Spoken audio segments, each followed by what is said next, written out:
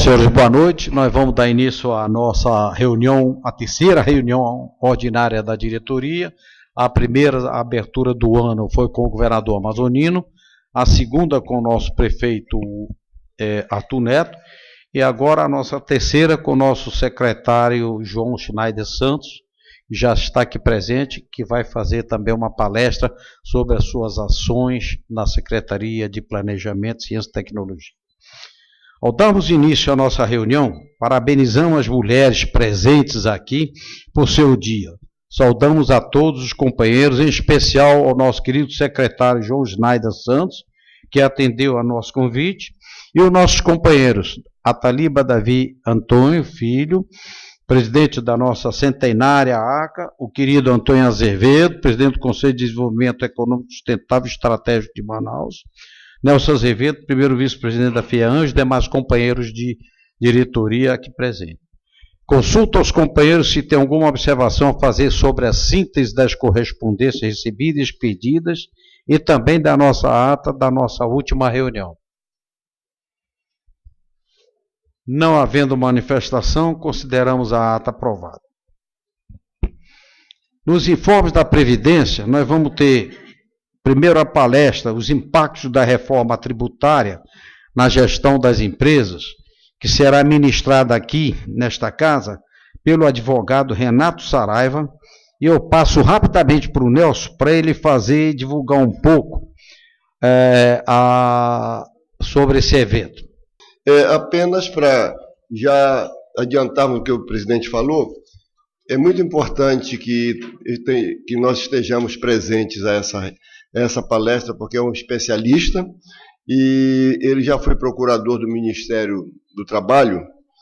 Hoje em dia tem uma banca de advogado, então eu acho que esse momento é muito bom porque ainda continua, a reforma trabalhista continua dando dúvidas para muitas pessoas e eu acho que o momento, então, será, eu queria já que vocês anotassem, independente do convite que todos vão receber, no dia 14 de março, às 18 horas. Aí vamos ver, de acordo com a demanda, pelas últimas vezes, deve ser ou no primeiro andar, dependendo como plano B, lá no outro auditório grande, dependendo da quantidade de pessoas que confirmarão a presença. Então, esse é o primeiro momento. Está havendo muita dúvida com relação aos nossos associados. Isso pode ser para todas as empresas, a indústria principalmente, com relação à contribuição sindical dos empregados. E isso nós vamos ter, então as empresas estão demandando muito os sindicatos para saber como agir naquela parte da contribuição que é o empregado que passa para o sindicato laboral. Exatamente. Então, mas para dar um detalhe melhor sobre isso, eu gostaria que o Matheus falasse sobre isso. Basicamente para esclarecer um tema, né, que tem aquele desconto de um dia de trabalho dos trabalhadores no dia 31 de março, que é repassado ao sindicato. Anteriormente, a reforma trabalhista era obrigatório fazer esse desconto e veio a lei, né, da reforma trabalhista, da modernização, e estabeleceu que o desconto está condicionado a uma autorização prévia e expressa do trabalhador. Então esse é um tema muito importante para vocês resguardarem quando fizerem esse desconto, descontar somente daquelas pessoas que previamente autorizaram esse desconto. Então cada empresa está tomando uma ação de criar um formulário, fazer reuniões, fazer uma divulgação interna, onde se divulga que a lei mudou, que é estabelecer uma nova regra, e aqueles funcionários que desejam fazer o desconto, ou preenche o formulário ou procura o RH para manifestar o seu desejo de descontar. Porque a regra geral não o desconto, ele é opcional. Então o empregado ele tem que colocar esse seu desejo para que seja descontado. As próximas reuniões de diretoria, no dia 15/3, nós temos uma reunião especial com a participação do superintendente da SUDAM, Paulo Roberto Correia, e da superintendente nacional do IEL, que é a Giana Sagazzo, que fará uma palestra sobre o tema O Estado da Inovação no Brasil e as suas perspectivas. A reunião será às 16 horas no auditório Hernani Leão de Freitas, lá embaixo. O do Paulo é muito importante, porque ele vai falar sobre os incentivos do IR, a caducidade dos incentivos, e ele está vindo para cá efetivamente para esclarecer toda essa problemática que está tendo aí. Já no dia 22, nós vamos ter uma reunião ordinária com a participação do presidente da Amazonas Tour, que é o Alcínio Oliveira, que vai vir falar também sobre as ações que estão sendo executadas pela Amazonas Tour, o que ele está fazendo em prol do desenvolvimento do turismo na região e, principalmente, o problema das tarifas aéreas que ele está, de novo, tentando viabilizar por conta da concessão do incentivo na gasolina. E agora nós vamos ter o lançamento do Conselho do Desenvolvimento Econômico Sustentável e Estratégico de Manaus, que é o nosso CODES. E aí eu vou passar a palavra, cadê o Antônio? Rapaz, ao Antônio Azevedo, presidente do CODES de Manaus, procurando ele aqui no plenário. Cadê o Antônio? Fugiu? Que fará a divulgação do lançamento desse importante estratégia colegiado, que faz parte do nosso projeto, que diz o futuro da minha cidade. Eu diria que o futuro da nossa cidade, mas é tua e é minha, é de todos nós.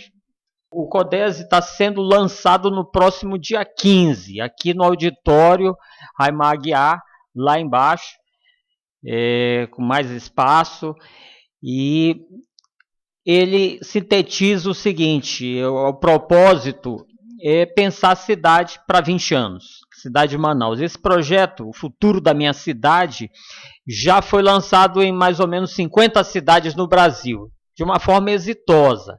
Maringá foi a cidade pioneira, e o ex-prefeito lá, o Silvio Barros, que foi também aqui, se eu não me engano, da Imantu, ele conseguiu elevar o IDH da cidade, né? E hoje Maringá praticamente é a número 1 em termos de qualidade de vida no Brasil, dentre as cidades todas. E nós precisamos ter também uma mobilização da sociedade civil organizada. E essa experiência, nós estamos trazendo essa experiência exitosa, né, desses municípios que já adotaram. Goiânia é outra cidade, Brasília também está implantando o CODES, e essa forma de enxergar o futuro partindo de dentro para fora é fundamental, principalmente na nossa cidade, que é uma cidade-estado, é uma cidade que todos os demais municípios dependem de Manaus. Então, pensar Manaus também é pensar secretário de Estado do Amazonas, né? Nós temos um motor único de desenvolvimento e nós precisamos diversificar mais o modelo econômico e também enxergar outros eixos de urbanização, de desenvolvimento social e, fundamentalmente, mobilizar a sociedade para ter um projeto de Estado. E certamente ajudar o prefeito a gerir a cidade no longo prazo, pois não é bem uma incumbência dele pensar a longo prazo, porque ele pensa no tamanho do mandato e normalmente não tem a continuidade dos projetos. Então, na próxima quinta-feira, os senhores estão todos convidados para esse grande lançamento, que com certeza vai ser um divisor de águas aqui entre nós. Obrigado. Ok, companheiro, vamos estar juntos, realmente, fazendo com que nós possamos cada vez mais divulgar essas nossas ações, porque é o nosso futuro, principalmente nós que nascemos e haveremos de morrer aqui. No item ponto 3, eu vou falar da criação da Coordenadoria de Recursos Minerais desta federação. A Federação das Indústrias do Estado do Amazonas, frente à crise a qual vem atravessando o país, cujas graves consequências foram potencializadas aqui no Amazonas pela dependência da Zona Franca de Manaus, entende ser urgentíssimo incentivar outras alternativas econômicas para o nosso Estado, atuando em conjunto com as entidades co-irmãs e o poder público para alavancar o desenvolvimento do Estado através de ações importantes voltadas à diversificação das oportunidades de crescimento, dentre as quais a mineração, cujo potencial é extremamente relevante. O mundo todo volta os olhos para a nossa Amazônia, esperando que trabalhemos com sustentabilidade as potencialidades naturais que nos são oferecidas. É imperioso desmistificar a tese de que a exploração mineral é o vetor de desmatamento e de outras mazelas ambientais, razão pela qual iniciaremos um esforço conjunto para trabalhar com a responsabilidade e eficiência essa temática, meu secretário. Para tratar dessas questões específicas da mineração, assinaremos a seguir agora uma portaria de criação da Coordenadoria de Recursos Minerais, que será coordenada pelo Dr. Renato Bonadiman, com subcoordenação do Dr. Nilton Viguete, composta por empresários do setor. Trabalhará conjuntamente com a Coordenadoria de Meio Ambiente, Recursos Naturais e Responsabilidade Social para viabilizar a atividade no Estado, primando pelos valores da sustentabilidade, da responsabilidade social e da eficiência industrial. Valores estes muito caros a esta casa e necessários à viabilização deste novo viés econômico. Portanto, Dr. Schneider, colocamos a nossa estrutura física e o nosso corpo técnico à disposição do governo do Estado, principalmente a sua secretaria, para dar o apoio necessário aos trabalhos que visem ajudar o Amazonas e ampliar os horizontes e, consequentemente, o seu desenvolvimento. Lê rapidamente. O presidente da Federação das Indústrias do Estado do Amazonas, no uso de suas atribuições regimentais e regulares, considerando que estabelece a linha Q do artigo 39 desse Estatuto, considerando a necessidade premente de incentivar outras formas de desenvolvimento econômico na região, bem como de congregar as empresas do setor mineral, com o intuito de estimular a utilização sustentável das jazidas de recursos minerais disponíveis no Estado do Amazonas, através do apoio ao desenvolvimento e à disseminação de tecnologias mais eficientes e ambientalmente adequadas. Considerando a demanda do segmento e a imperatividade de coordenar as ações, esta federação, em prol dos recursos minerais do Estado, resolve. Artigo 1º. Criar no âmbito das coordenadorias operacionais desta federação a Coordenadoria de Recursos Minerais do Amazonas. Artigo 2º. Esta portaria entrará em vigor na data da assinatura. Dá-se ciência, cúmplice, Antônio Carlos da Silva, presidente. O presidente da Federação, portaria número 004/2018. O presidente da Federação das Indústrias do Estado do Amazonas, no uso de suas atribuições regimentais e regulares, considerando o que estabelece a linha S do artigo 29 do Estatuto, considerando a portaria 003/2018, o presidente Bianchi criou, no âmbito das coordenadorias operacionais da entidade, a Coordenadoria de Recursos Minerais do Amazonas, a qual acabei de ler, resolve designar como diretores adjuntos da Federação da Indústria do Estado do Amazonas, vinculados à Coordenadoria de Recursos Minerais do Amazonas, os componentes a seguir relacionados. Coordenador, Renato Bonadian, representante da DDL Advogados Associados. Gostaria que o senhor se apresentasse.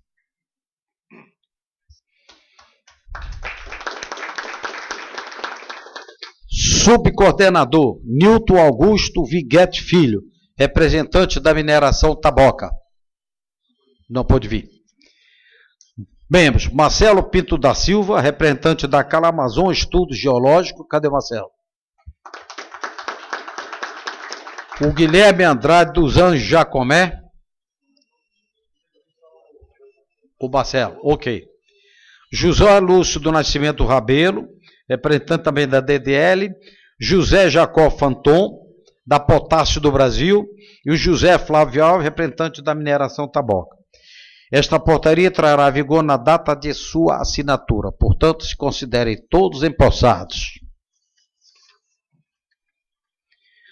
Dado posse, eu passo agora a palavra ao Dr. João Oreste Schneider Santos, secretário de Estado de Planejamento, Desenvolvimento, Ciência, Tecnologia e Inovação do Estado do Amazonas, que fará uma exposição sobre as atividades e projetos à frente dessa importante e estratégica secretaria.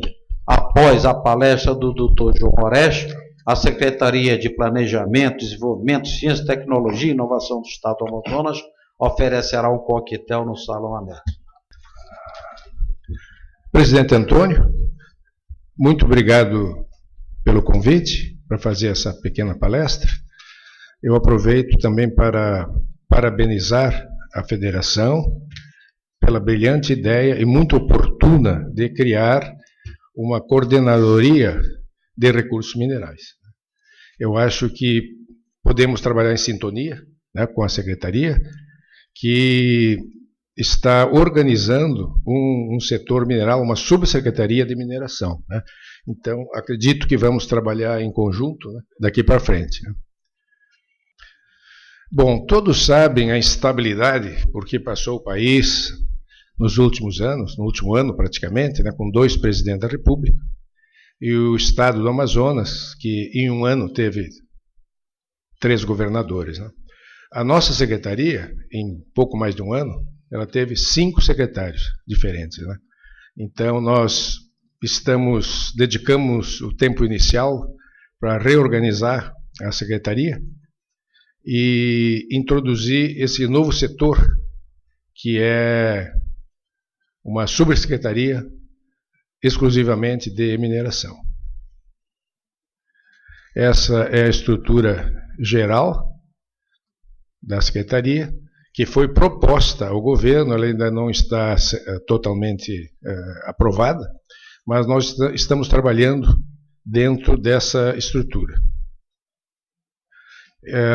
Ela passa a englobar 4 secretarias adjuntas: Ciência, Tecnologia e Inovação, Mineração, Planejamento e Desenvolvimento. Nós estamos desenvolvendo uma série de ações. Primeiro, a reestruturação, que eu me referi.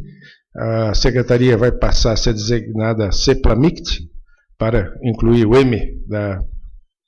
MI da mineração, né? Nós pensamos algumas ações que julgamos prioritárias, né, para começar a trabalhar.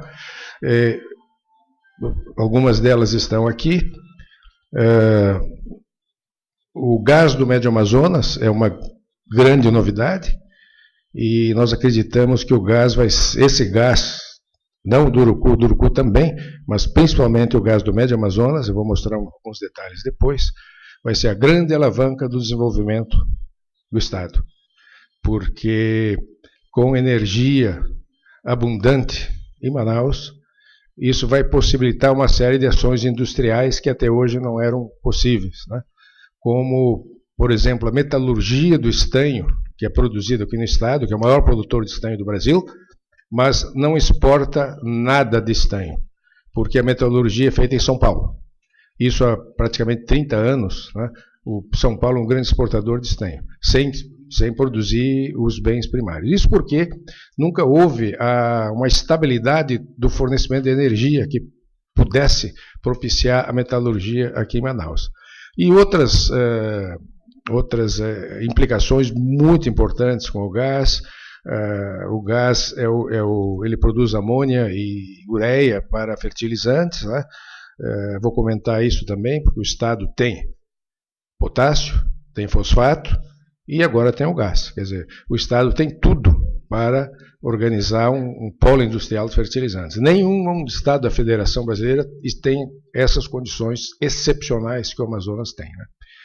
Bom, um outro ponto que me surpreendeu esses dias, alguns dias atrás, conversando com conhecidos de Santa Catarina, de frigoríficos de Santa Catarina, começamos a conversar sobre suínos e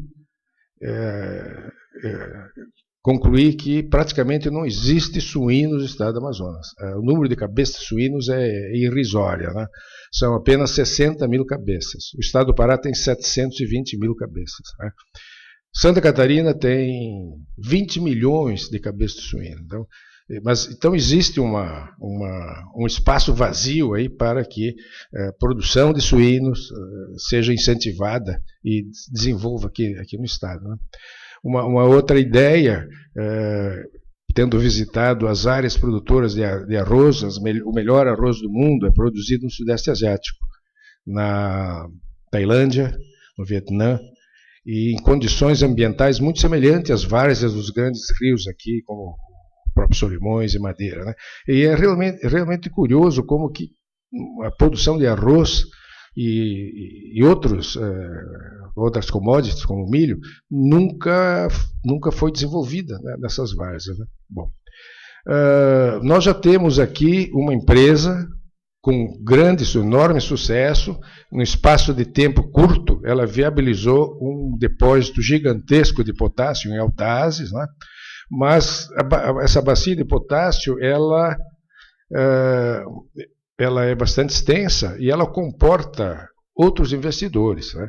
É sempre salutar não depender de uma única empresa. Então, nossa ideia é trazer outros investidores para, não digo competir, mas para até se associar com a Potássio do Brasil para o aproveitamento do potássio da bacia Nova Olinda, né? E a mesma coisa o estanho, né?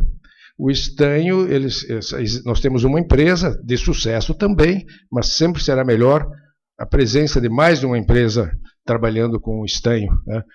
Já que existem minas, antigas minas, também no sudeste do Amazonas. No município de Novo Aripuanã, nos anos 70, já teve aquela que era, na época, a maior mina de estanho do Brasil, Igarapé Preto, né? Que está desativado hoje em dia. Então, mas é uma área que pode ser retomada, né?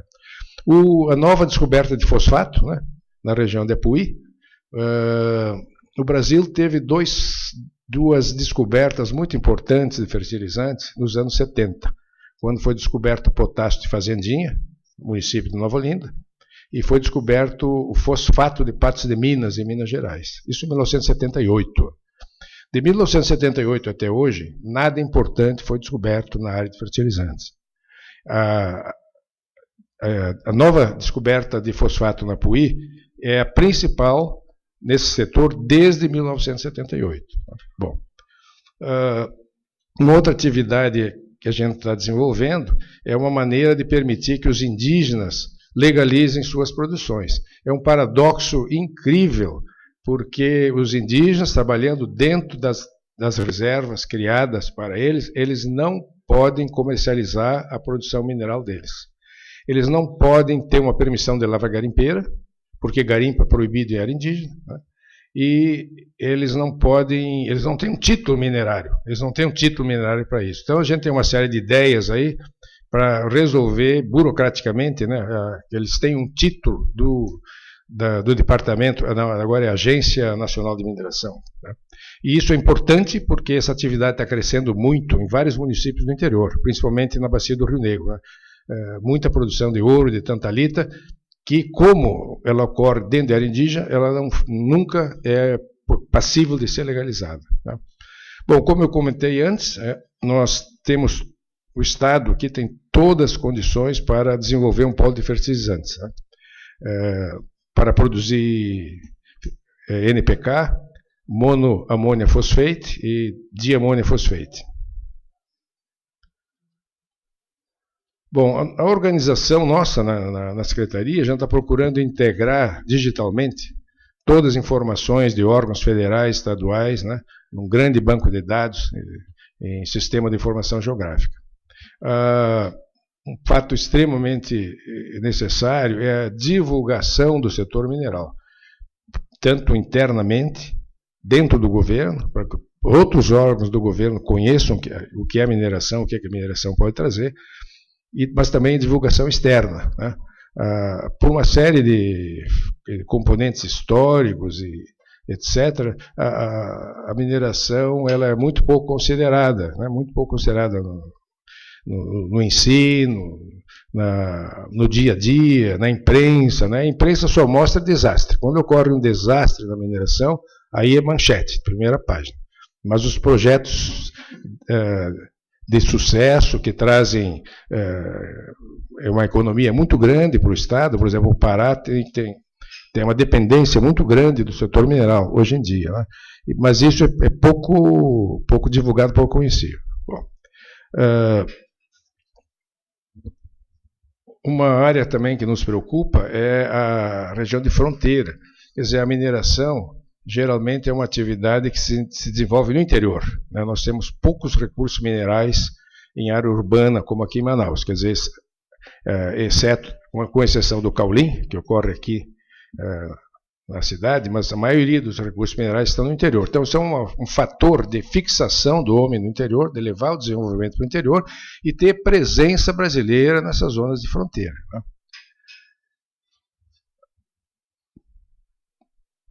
Nós estamos reativando, com a ajuda do professor Luiz Almir, o planejamento estratégico, que estava paralisado desde 2014. Então, nós estamos fazendo uma atualização, ele vai fazer uma exposição sobre isso daqui a pouco, rapidamente, né? Com um horizonte de até 2034. Bom, nós estamos fazendo reuniões com órgãos federais, estaduais, visitando empresas. Nós vamos visitar a Minsur, a Tataboca, e para a gente ficar atualizado e saber o que as empresas estão projetando para o futuro, qual é a produção de estanho planejada para 2019, para 2020, e outras substâncias que tem na mina do Bitinga também. E muitas coisas a gente pretende discutir em seminários e mesas redondas, né? Por exemplo, um seminário específico sobre o gás, aproveitamento do gás, um seminário específico sobre o polo naval, outro seminário sobre o alumínio e a bauxita, que eu vou mostrar alguma coisa agora. Bom, eu pediria a ajuda do professor Luiz Almir para mostrar como é que está sendo organizado o planejamento estratégico para o período 2018-2034. Não desprezando o projeto que nasceu com vários técnicos lá com a gente, mas lamentando que esses 4 anos talvez tenhamos perdido muita coisa. E vocês vão ver aqui o que é que a gente vai tentar mostrar rapidamente para vocês. Nós temos praticamente 4 posições aqui que têm o significado de... Mas uma delas é o seguinte: onde nós estamos agora, a realização de um diagnóstico qualitativo novamente, porque foi feito em 2014 e não foi levado em frente, e muita coisa muda.